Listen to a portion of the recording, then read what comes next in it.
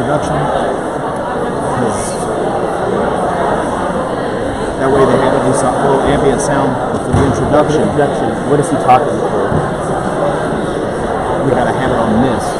Is he gonna have a microphone for the podium? Yeah, but she's got the only one for this. Right. So, but is that one on so that when he does the intro, it's at least okay. But you're also on right now too. There's no one downstairs yet anyway. Okay. Well, yeah, that's going to work for that. And so whenever introduction.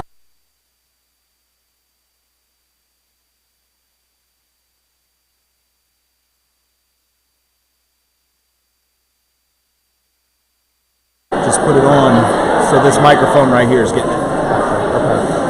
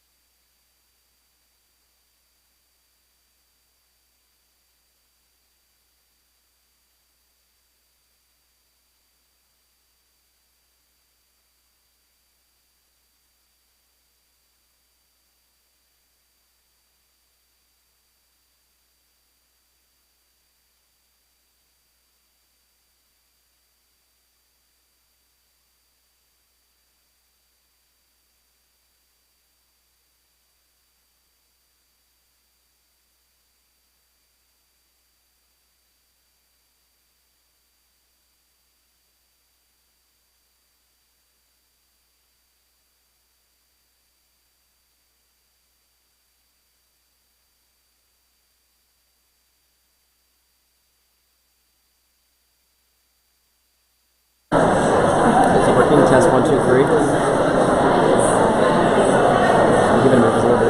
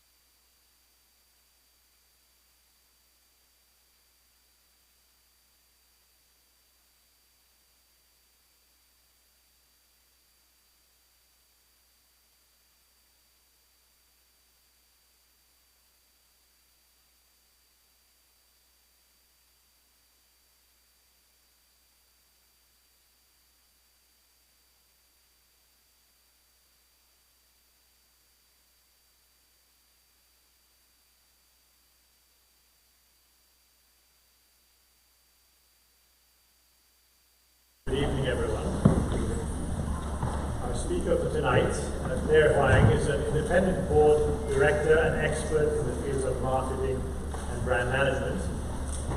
She, like myself, began her career at Procter & Gamble. She then moved to the financial services sector, working at American Express, and then had global head of marketing positions at both Bank of America and Merrill Lynch, both in Boston and Hong Kong, and head of Fidelity Investments Marketing and Consumer Strategy Groups. She was then appointed the first ever Chief Marketing Officer for JP Morgan Chase, working with their marketing teams across all the Chase and JP Morgan retail and institutional businesses to grow their brands and their businesses.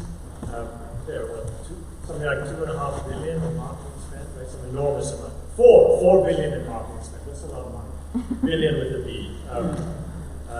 She's currently on the board of directors of a number of corporations, including the Prosper Marketplace, which is America's first peer-to-peer lending platform. She's on the board of Pods, which is a leader in moving and storage. You've probably seen them, these boxes sitting outside people's homes, right? Scott Trade, which is a leading online brokerage firm, and Stag's Leap Wine Cellars, which is one of the finest wineries in the Napa Valley. She's also on the board of the Conquer Cancer Foundation, and most importantly, she's a member of the board of the Bush Group. Please join me in giving a warm Bush welcome to Claire Huang.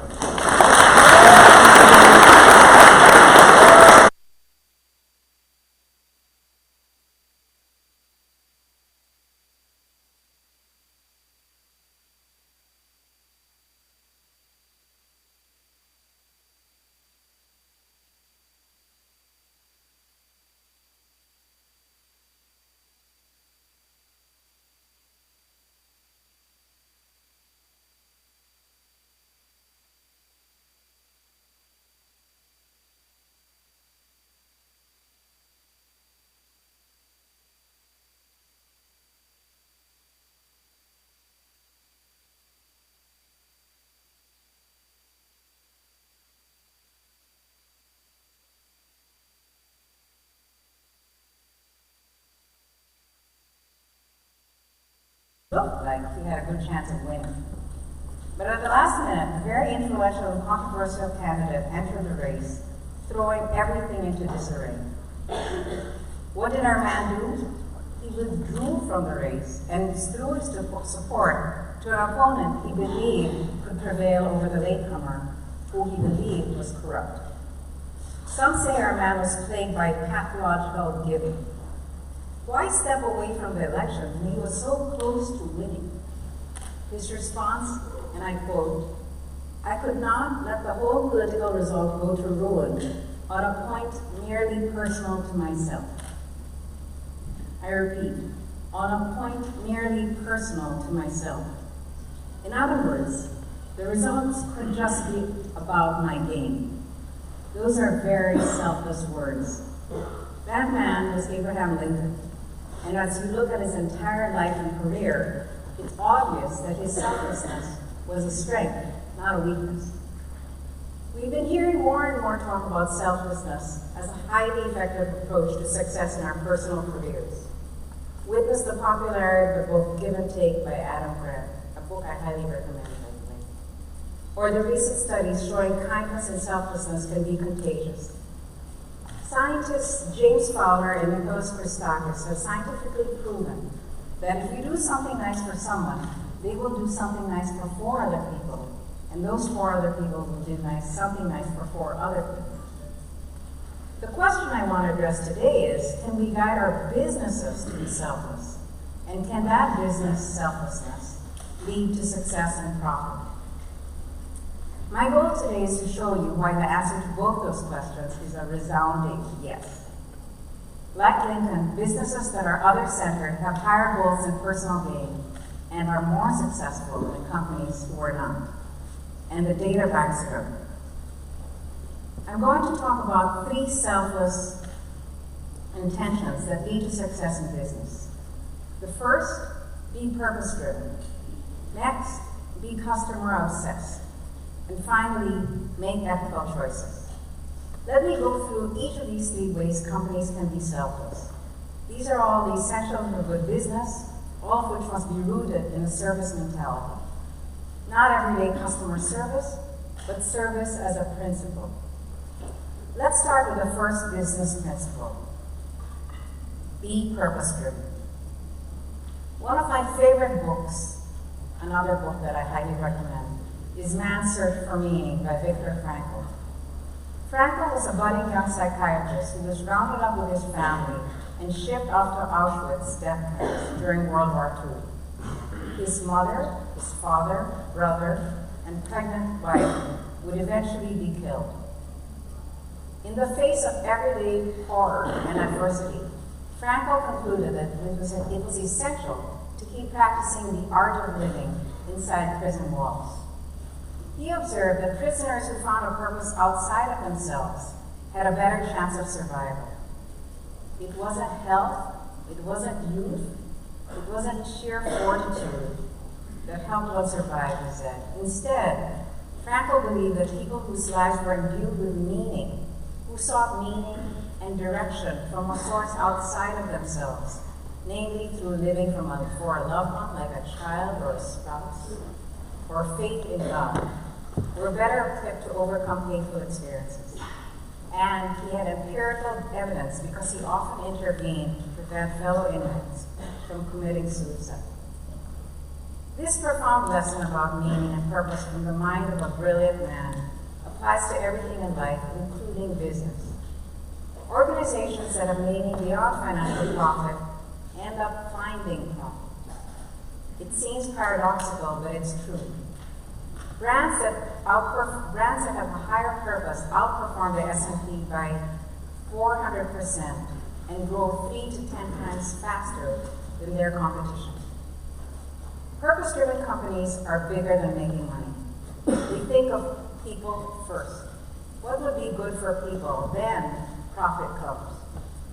As a result, they are more profitable, they attract more customers, people make an emotional connection with purpose-driven companies, and that connection is something that you cannot buy. Okay, let's do an audience participation. Show of hands. Who prefers to do business with companies that aren't all about themselves? Thank you. And it proves it in the numbers of the profitability of these purpose-driven companies. 9 in 10 millennials prefer brands that champion a cause, and nearly 2/3 of consumers globally say they choose brands based on the stance that they make on social issues. And you know what? CEOs are listening. In August of this year, the Business Roundtable took a bold step. In case you don't know who the Business Roundtable is, it's a group of the top 200 most powerful business leaders. People like GM's Mary Barra, Boeing's Dennis Muilenburg, JP Morgan Chase's Jamie Dimon, my former boss, Jeff Bezos of Amazon, and Tim Cook of Apple. This well-respected group recently issued an open letter to the world declaring their intention of starting to put people before profit. How? Delivering value to customers, investing in employees, dealing fairly and ethically with suppliers, supporting their communities, and generating long-term value for shareholders. This statement by the Business Roundtable is a breath of fresh air, and that's long overdue. While these CEOs won't turn their backs on their shareholders, they do believe businesses can do better. They say business must play a leading role in securing the world's future prosperity.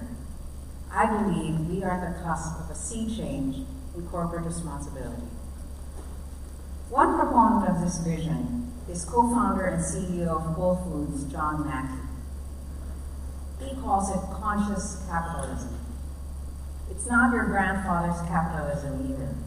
It's a set of values and practices that put people first, is fueled by emotional intelligence, and creates value for all stakeholders.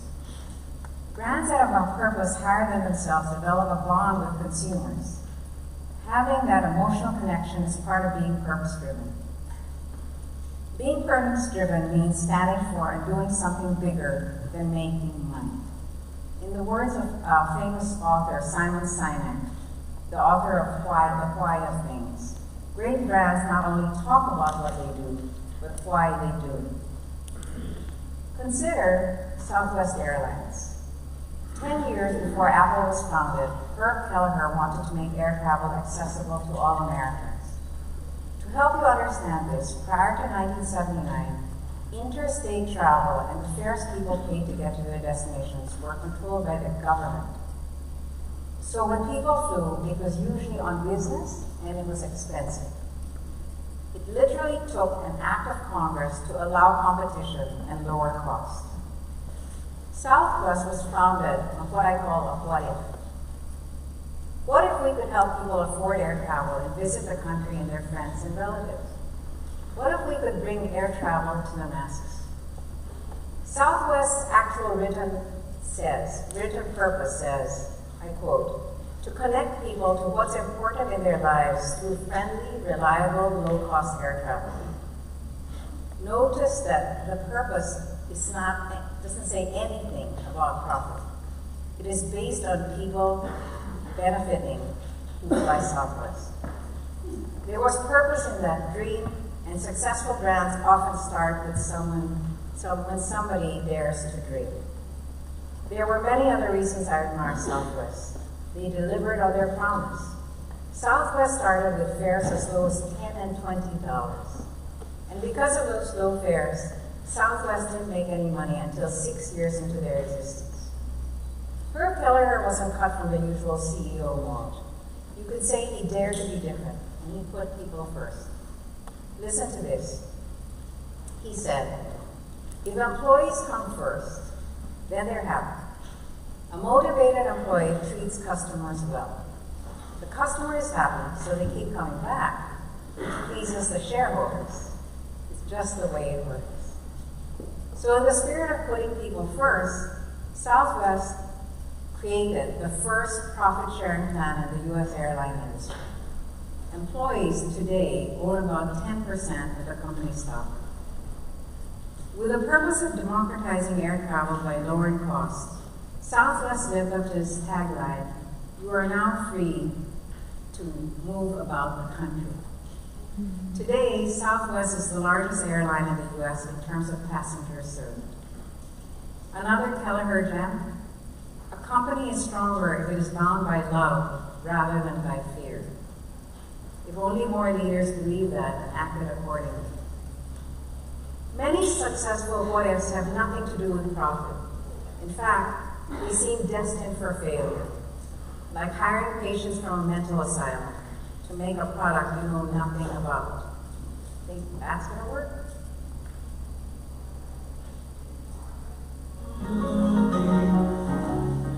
Fue un descubrimiento espectacular, que el trabajo es importante para la gente. Comerse el gusto. I'm in the world, where young and old, nor bought and sold, for another man. Todo trabajo que se hace con alegría y con emoción y ilusión es todo trabajo interesante. Nosaltres hem de vetllar per la persona d'una manera global. No veure només la part de treballador, sinó que ell pugui desenvolupar aquesta part artística perquè ell es sentirà molt més realitzat a la vida. Yo siempre digo que nosotros no nos dedicamos a hacer yogures, que nos dedicamos a que la gente sea un poco más feliz haciendo yogures, ¿no?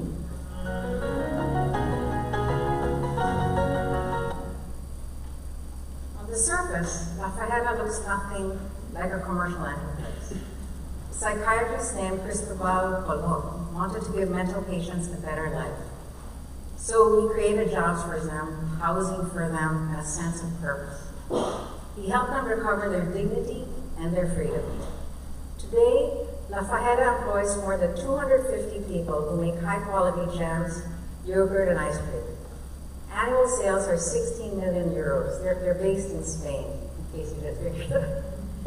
Lafayette is a social cooperative, not a business. It never sold itself as a cause. Colon's motive was altruistic. He says, we don't make yogurt, we make the people who make the yogurt. Lafayette products are sold at prices 40% higher than those of competing products. In a market that's only experiencing natural organic growth, Their sales are increasing at a rate of 15 to 20% a year. Consumers are willing to pay more when their motive behind the product is good. Those brands succeed because they make an emotional connection with the consumer, and people want to be part of something bigger than themselves. CEOs have made their mark by shedding underperforming businesses. Now they will slash brands that don't act with purpose.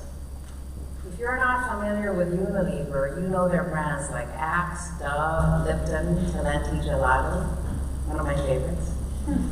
Unilever CEO Alan Jobe recently issued a warning. He said he would sell off any Unilever brands that don't have purpose-driven goals or that fail to do something that's greater in themselves for society.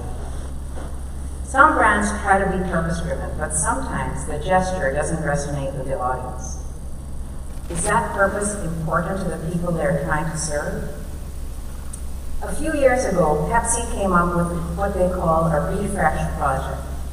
They said they give $20 million to their customers' favorite charities in communities and asked if people would cast their votes. It was a complete disaster. Customers, who were primarily teenagers, had other priorities. They didn't care about refreshing their communities. After 2 years, Pepsi closed down the project and had to fire 7,000 people. Pepsi isn't the only company that failed. Some of you may be aware of the term woke washing. It's using social justice platform as a marketing strategy, using philanthropic acts like promote yourself in your business. Countless others have been accused of woke washing. Being woke is an admirable thing, but simply co-opting consumer sentiment with a sensitive message that is not important to your audience and then failing to follow up with action does exactly the opposite of building trust. It destroys trust. These examples prove that if you have a purpose larger than profit, a mission that is good for your customers and for society, then you can profit financially. Some equate purpose as writing a check to a charity. It's far more than that. My brother-in-law was the son of a West Point graduate. He attended the Air Force Academy, became an F-15 fighter pilot, and was promoted to colonel in the Air Force. He was very well respected. Think about Tom Cruise in Top Gun. Only Ray was the real thing. When Ray got out of the Air Force, he had a choice of what airline he would work for as a pilot. He chose Southwest. Even though Southwest's pay was about half of what Delta was paying, Ray believed in the purpose of Southwest. He wanted to work for a place that had higher purpose than profit. When Ray interviewed at Southwest, it was obvious that a focus on others, service before self, and family values were held in the highest regard. That airline insisted that all of its employees must be other-centered. If you're fundamentally driven by power, if you don't have a servant heart, you don't get the job at Southwest. It's really an amazing culture that Ray says it's very much alive, and he's been working there for 22 years. And because of the company's profit sharing, Ray has done very well for himself and for his family. So to summarize, companies that have a purpose that prioritizes people over profit, ironically, leads to profit. Which leads me to my second point. Be customer obsessed. Why do I say being customer obsessed requires selflessness? It's because most companies that are truly customer obsessed aren't consumed with pushing their products. Instead, they're passionately curious about their customers, the customer who is buying or may buy their product. Being passionately curious takes a lot of energy, and these companies have discovered the importance of putting all their weight behind customer obsession. Anything else is just a waste of energy. Being obsessed with customer means being obsessed with what they think, what they buy, what they do, what they want, what they've done before, where they spend their time. And often that means not falling in love with technology for technology's sake. Steve Jobs understood that back in 1997 when an audience member challenged him at Apple's World Developer Conference. Jobs didn't get defensive. He didn't sputter or lash out. He took a deep breath and paused to gather his thoughts, then admitted the questioner was right. He, Jobs, didn't have all the answers. Then Jobs used the opportunity to reaffirm Apple's strategy that starts with the customer, not with technology. And as we have tried to come up with a strategy and a vision for Apple, it started with what incredible benefits can we give to the customer? Where can we take the customer?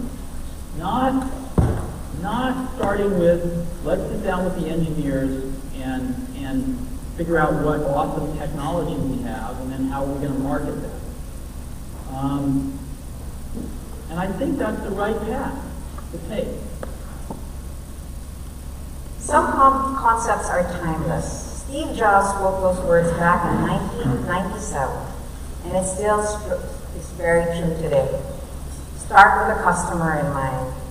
The tools have gotten more sophisticated, so there is no excuse not to be laser focused on the customer. In the old days, it was about targeting and segmentation and quantitative studies and focus groups. Then we graduated to innovation and analytics to anticipate what customers want in the future. Now, we're in the post-digital era. We have artificial intelligence, distributed ledgers, and extended reality. So how does one become customer obsessed? One of the first ways is focusing on customer service. How many of you are familiar with Publix, the supermarket chain? Their guarantee is, we will never knowingly disappoint you. Never. Think of that, tens of thousands of transactions a day, and not once will they let a customer down. Or allow a customer to walk away disappointed. That's a 1 in 1,000 batting average, or really high standard. There's a legendary story that proves this point. Jim Rhodes, who was the Vice President of Human Resources at the time, had worked his way up the company ladder from meat department manager and got a call one day on a Saturday afternoon while he was mowing the lawn. A customer complained that she had brought a frozen pizza and it destroyed her oven. Very fishy. Rhodes dropped what he was doing and went to the woman's house. There he found years of burnt pizza caked to the bottom of her oven. Oops. Sorry.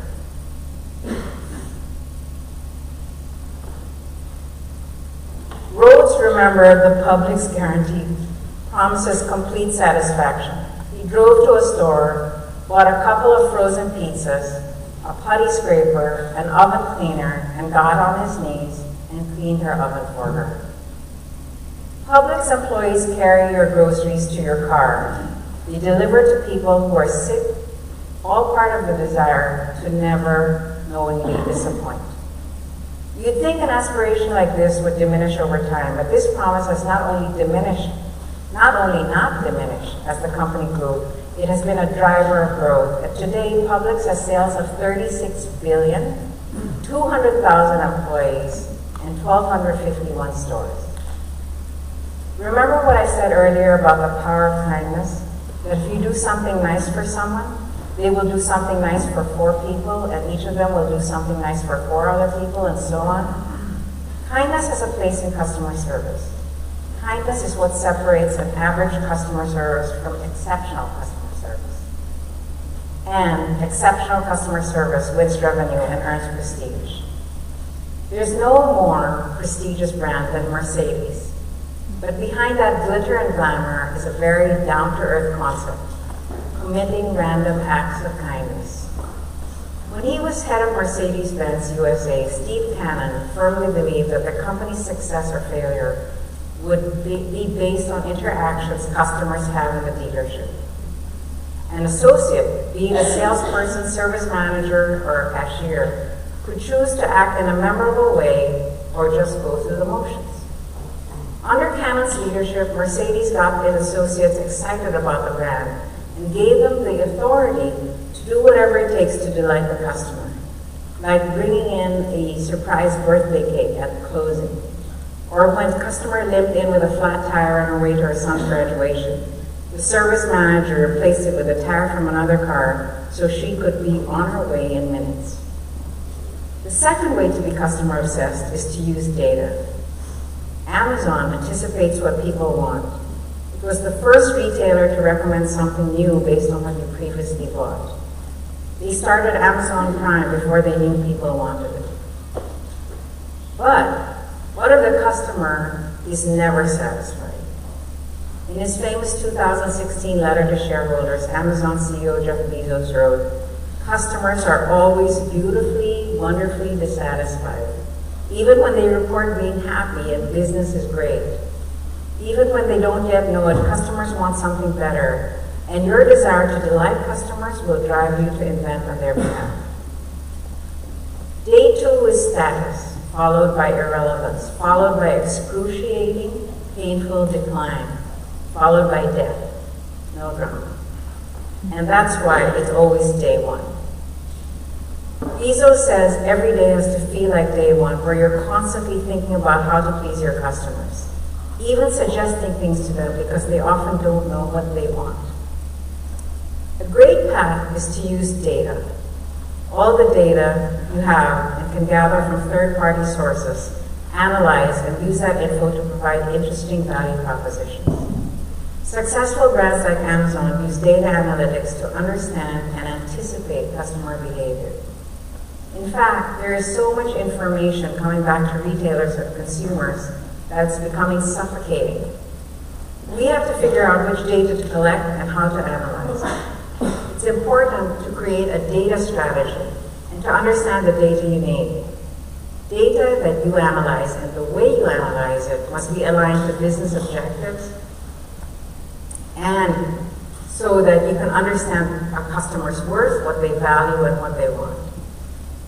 To be customer obsessed requires creativity and imagination. You just can't ask the customer what they want. You have to work harder to discover things that they have not yet imagined. Netflix started out by saying the need to be entertained is fundamental, and we're going to make more shows than anyone. This holiday season, give the gift of Netflix and enjoy streaming shows like Stranger Things, The Crown, and Making a Murderer. And in 2019, we'll have even more programming to choose from because we've gone crazy. That's right, we're spending billions of dollars in making every show in the world. Our goal is the endless scroll. By the time you reach the bottom of our menu, there's new shows at the top, and thus the singularity will be achieved. How are we doing it? Simple. We buy everything. Here's a look at one of our actual pitch meetings. So, this show is about a girl named Jenny. Yes, here's money. Go. Make up.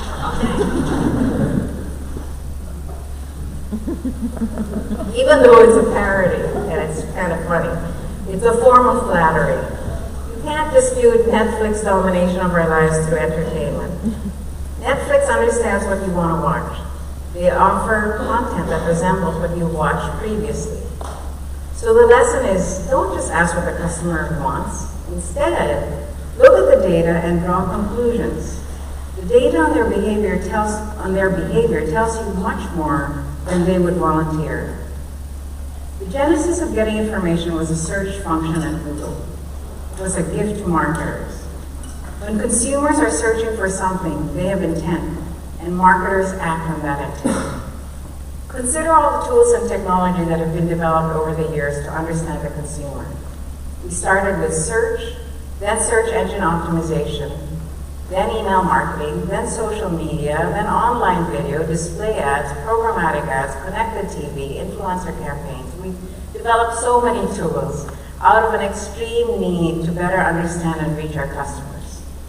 We can no longer afford to push things to consumers. Instead, we are increasingly observing their behavior, watching them search, browse, and choose, and making note of how much they spend and for what and when.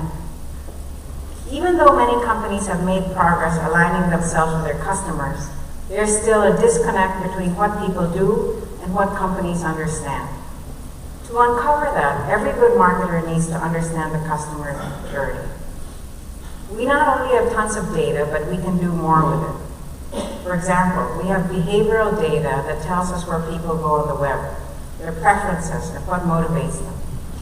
Momentary markets are where the potential exists to convince someone to make a purchase, given they've been searching for something, and capitalize on a need. Find needs that people have at the moment. This has happened to all of us. We're thinking about something, searching for something, talking about it, then we see an ad for it. The most successful companies are able to exploit this data to create momentary markets. Mastering momentary markets will be both an art and a science. Delivering for every moment is impractical and unnecessary. The art lies in picking the right opportunities to be both effective and welcomed by consumers. The science is in building a company that can create context-aware customer products and services on demand. Another way to be customer-obsessed is to be focused on the need instead of pushing your product. At Fidelity, when brokerage accounts first came out, you could put money in, but it's very difficult to take money out. Ned Johnson, the owner and chairman of Fidelity, said that one of the things people want is check writing abilities. People challenged him saying, well, if you give people a check, won't money just flow out of Fidelity? It's too easy to write a check. He countered with, but that's what people want. They want access to their money. Consumers realized that Fidelity was on their side and invested more with Fidelity. And Fidelity was the first in the industry to do it. When I worked at Fidelity, it was a mutual fund giant selling actively traded funds. Some portfolio manager would pick stocks and bundle them. Fidelity made a ton of money selling mutual funds. When I arrived, I said, that's not a customer need. People don't go around saying, I want a mutual fund. That's peddling a product. We realized what people really wanted was help with their retirement. So regardless of their income, we were there to help them. So we changed the whole view of Fidelity from being a mutual fund giant to fulfilling a customer need, which was a secure retirement. We did A/B testing of different advising and sales models. It took more time to do that, but we sold triple the amount of funds when we took the time to help people. We also employed one of the fundamentals of marketing, segmentation. We divided our audience into segments and identified groups with similar behaviors. We developed segments representing varying degrees of wealth, and we treated each group differently depending on what their needs were. We conducted studies to identify our sweet spot, which turned out to be people with assets of $250,000 to $1 million in investable assets. Then we targeted them. We hired Paul McCartney as a spokesperson and went from, buy this fund, it made 30% last year, to never stop doing what you love. It was an aspirational and much deeper than profit. I want to share with you one of the things I'm most proud of in my past. This is Paul. He's been a quarryman, beetle, wing, poet, father, frontman, producer, business mogul, painter, and if that weren't enough, a knight.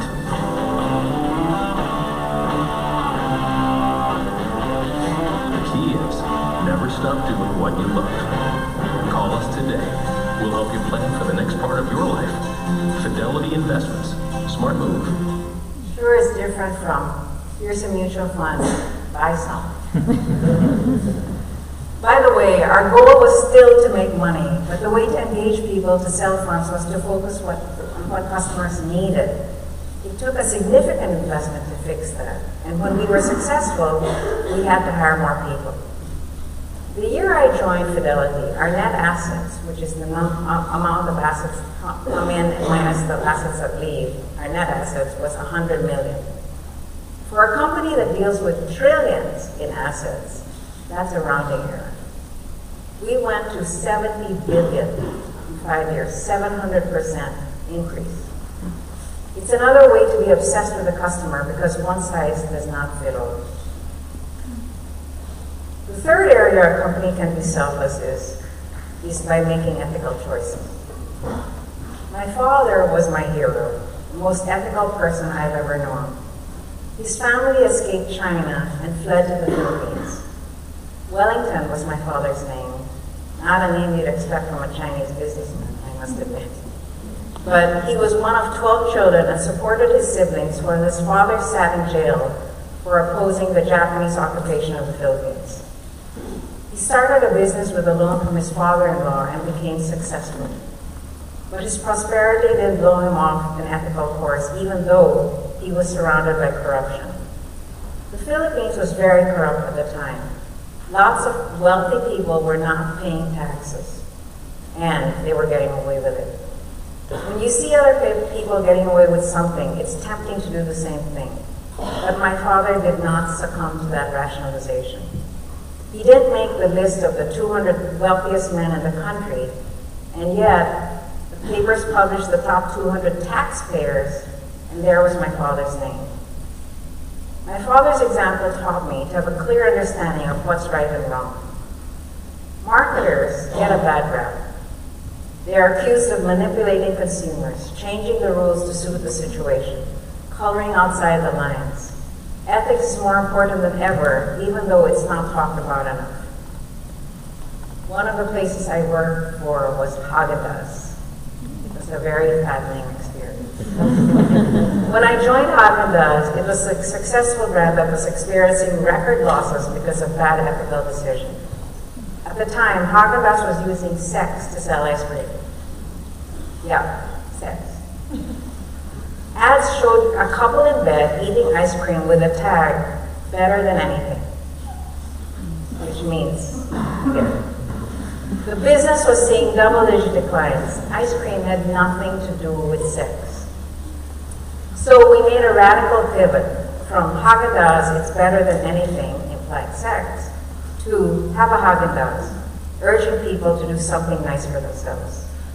At the risk of oversimplifying the business, we went on to achieve double-digit volume and profit. Haagen-Dazs went back to using sex in the UK, and here's a copy of their ads. Again, they dropped this slow-road sex campaign in favor of everyday made extraordinary, saying the new theme reflected the priorities of the millennials. So, sex didn't sell. Sometimes you fail. The difference between a mediocre company and a great company is admitting failure and fixing it. Okay, I want to take a quick poll. If you were given $1,000 to invest, would you invest it in Apple, Amazon, or Domino's Pizza? Who would choose Apple? Very small group. Who would choose Amazon? Whoa, almost everybody. And who would choose Domino's? Okay, you know the story already. Okay, so let's see where the ethical choices makes better business. When people think your pizza crust tastes like cardboard, you've got a problem. But Domino's was undeterred. CEO Patrick Doyle admitted Domino's crust was terrible and promised to fix it. Rather than hide behind the problem or get defensive, Domino's put their customers first and poked fun at themselves. Not only have they created a better pizza, but they're making it more fun. Scan your pizza with the Domino's app. It doesn't even have to be one of theirs and earn points towards a free pizza. Domino's re-engineered its pizza and the public took notice. Sales took off and Domino's continued to reimagine ways to order pizza and is using all the technology available to them to double down on convenience in ordering and delivery. Technology helped them grow faster. Okay, here's the ta-da slide. If you had $1,000 to invest in 2010 and put it in Apple, your stock would have grown by 697% to $7,000. For most of you Amazonians, your Amazon stock would have grown by 1,366%, so you would have 13,666. But if you put that $1,000 in Domino's in 2010, your stock would have grown by 1,907% and be worth $19,000 today. Sometimes what seems best for business isn't ethical. Take casinos, for example. Harris performed extensive analytics on customers and determined the best way to grow revenue is to foster compulsive gambling behavior. While that's effective, it's not ethical. There's a bright line between what's legal and what's not. It's the gray areas that are tougher.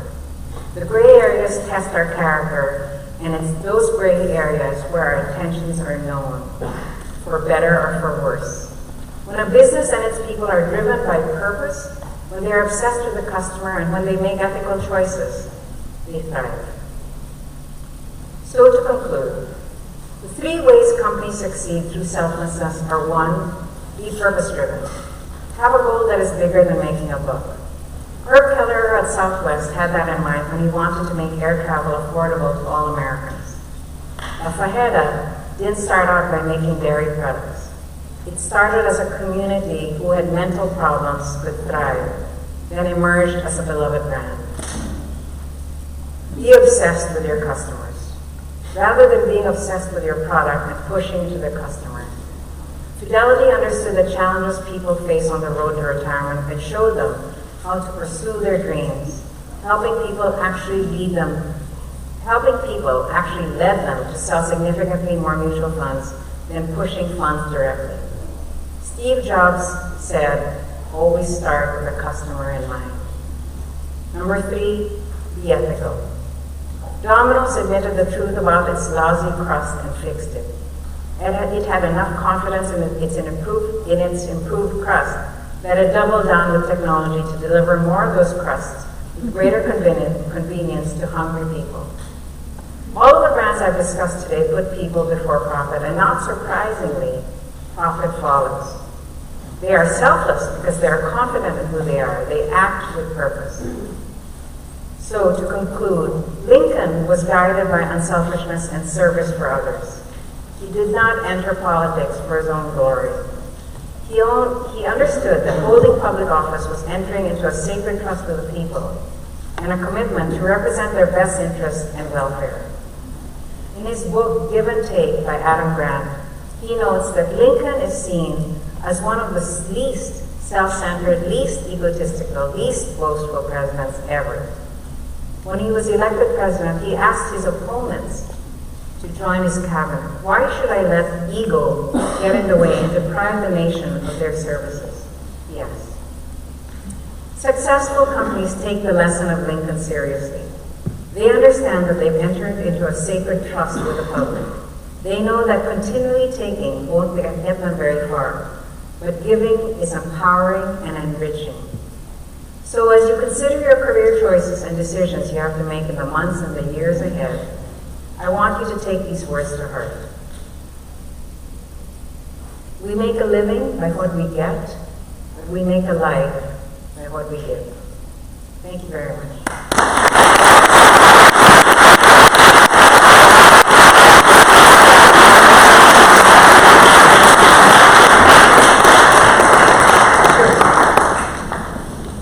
Thank you very much. Now we have some time for questions. We've got a couple in the back there.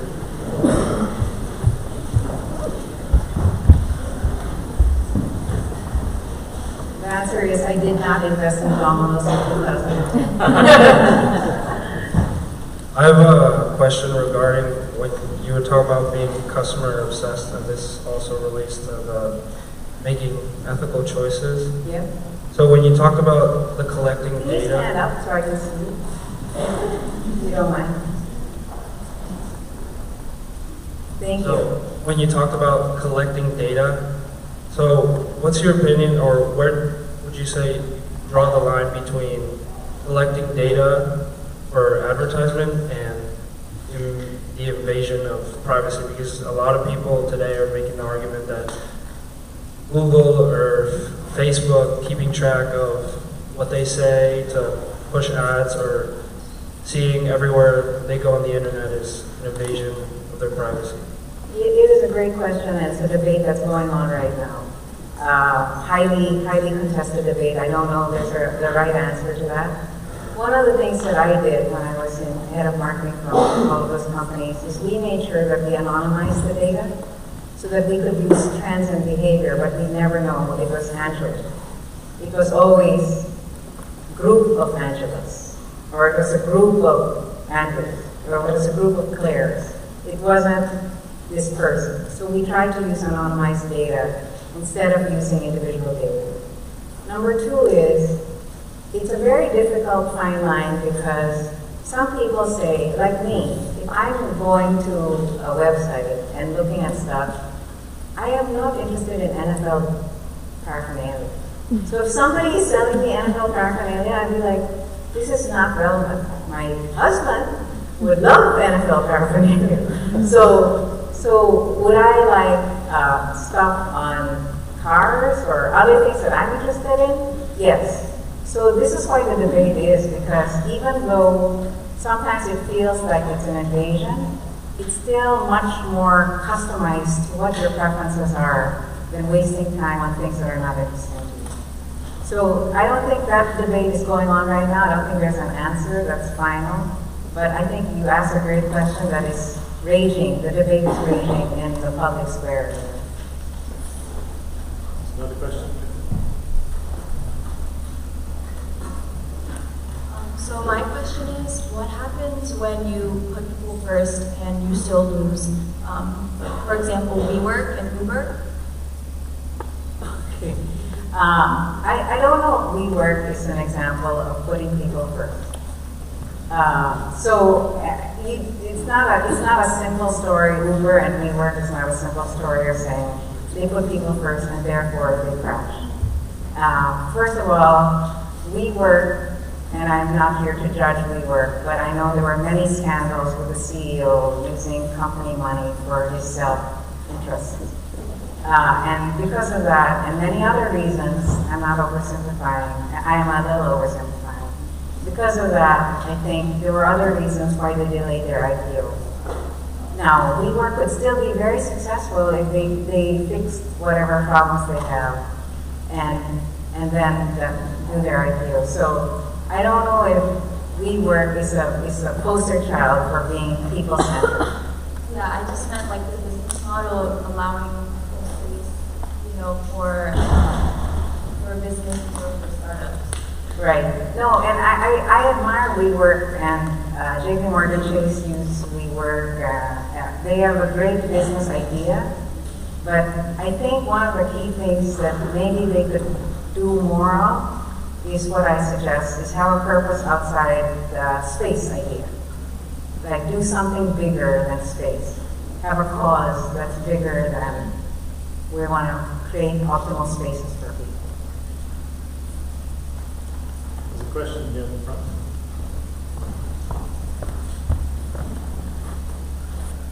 First of all, I'd like to thank you for coming and speaking. I really enjoyed the talk. Love the Netflix parody, especially. That was great.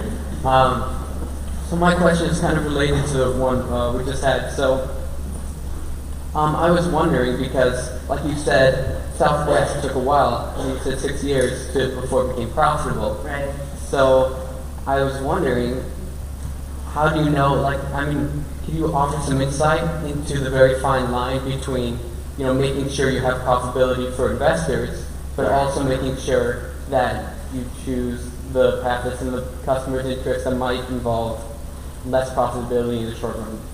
Right. So in addition to these three things that I would say, so number one, be purpose-driven, right? Have a bigger cause. Number two, be customer-obsessed. Number three, be ethical. There are many other lists of business qualities that need to happen that are not necessarily about selflessness. For example, one of the first things I do when I start on a board is ask the question, what is your competitive differentiator? How are you different from your competition so that you can say, at Procter & Gamble, we call it the ER statements. And everybody's like, what's ER? Whiter, shinier, brighter, they all end in ER. So you would always have to figure out what your ER statement is. Like, what can you deliver that's different than your competition? That's one of the things I would say. So I guess I'm not going to go through the list of all the things that you have to do as a company, but there is a broad list of things that you have to do as a company to say, you have a value proposition that's really interesting to customers. You have something that's different from your competition. Are you purpose-driven? Are you really looking for ways to innovate for your customer constantly? Amazon didn't just stick to what they were doing, they kept innovating. Amazon is now doing web services, doing shipping, doing ridiculous amounts of categories because of what Jeff Bezos said. Day one is every day. So that's some of the thinking that I would say when you think about a business. But a lot of companies, LinkedIn didn't make money for years, and now they're very profitable, great company. And there are many companies that have to go through the growing pains and create sustainable advantage and differentiation in the marketplace. And then they hit their stride and then they start. Great, thank you. Thank you.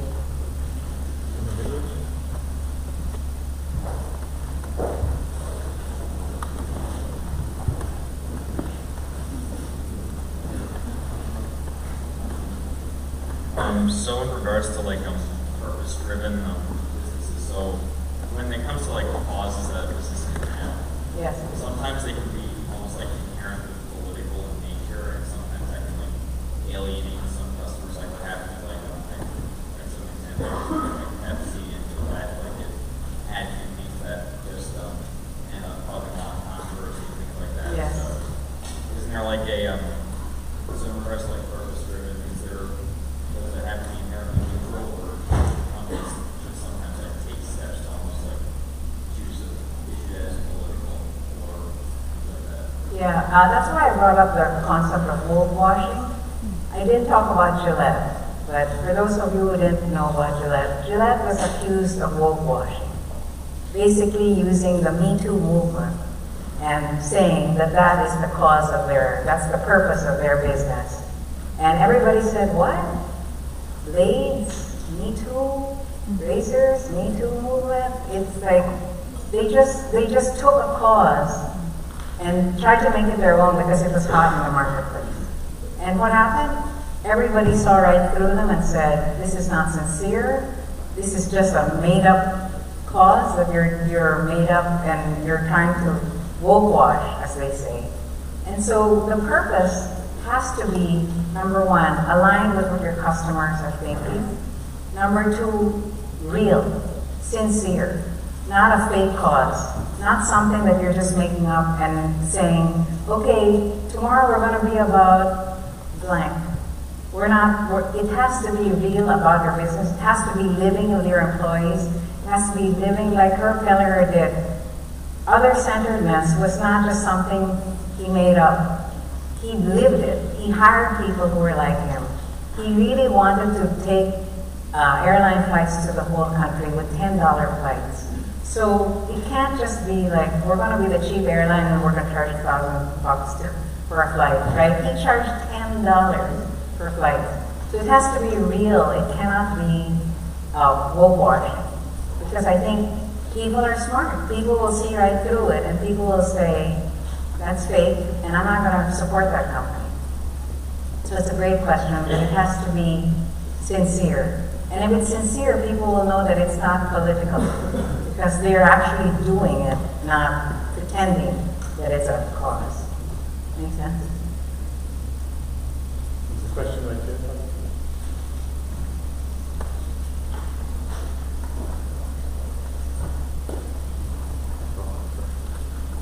I'm not a freshman. Yeah. Thank you. I work for a startup actually in DC, so a lot of this purpose-driven stuff really resonated with me. Not to plug anything. You mentioned briefly casinos and how they could be seen as pretty unethical. And I understand there's a big gap between something like casinos and something like Enron, but I still think it's important that we recognize that people have vices, and it'd be a little naive to say that there aren't businesses that cater to that and can still serve them. It's still not hurt anybody. the best way to say it. Yes. So how do you approach that, or what's your opinion, I guess, on businesses that still create a niche and provide services to people, but maybe could be frowned upon by others, kind of stay in the shadows? So the way I think about it is people have choices. I have the choice to work for a gambling company. I have the choice to work for a tobacco company. I have the choice to work for any of these companies that I think are not aligned with my values, and I wouldn't work there. So I think people make choices, and if their choices are that, I think people have to make choices based on their values. And my values tell me that I will not work for Harris Casino. I will not work for Julu. I will not work for, places that I think denigrate the human dignity. So that's my choice. I think other people make other choices, and the world is free, so people can make choices depending on what they want. Another question? Last question? Okay. Yes. Very good. So afterwards, there's going to stay a little bit, so if any of you have sort of one-on-one questions that you want to ask, you can come forward. And a final round of applause and thank you.